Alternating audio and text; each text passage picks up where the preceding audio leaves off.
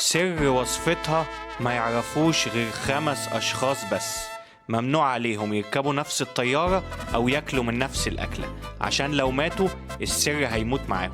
تعالوا أحكي لكم قصة أشهر حلوى برتغالية وندوقها سوا. رهبان كانوا بيستخدموا بياض البيض عشان يحطوه على الازياء بتاعتهم عشان تفضل مكويه، فيطلع عندهم صفار بيض كتير. احنا ما استخدمناش الصفار ده كله، هنوديه فين؟ فاخترعوا باستيل دي بيلم، وما شاء الله انشهرت وكل الناس بقت بتشتريها، فما رضيوش يقولوا السر لحد.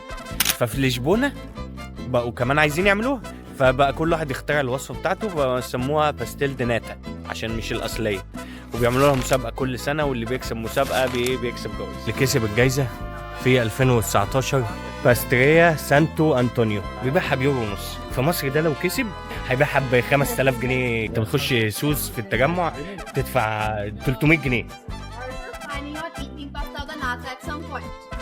حلو جدا بس مسكره قوي. باعوا بقى السر الرهبان للمحل ده باستيل دي بيلم، ولحد دلوقتي مفيش غير 5 بس اللي يعرفوا السر. المكان ده طبعا انت لو جيت في اي وقت في اليوم هتلاقي فيه طوابير بنت حرام هنا.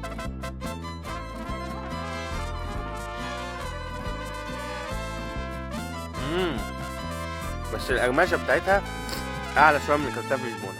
لا حلوه قوي الصراحه، احلى من كتير من بتاعت لشبونه.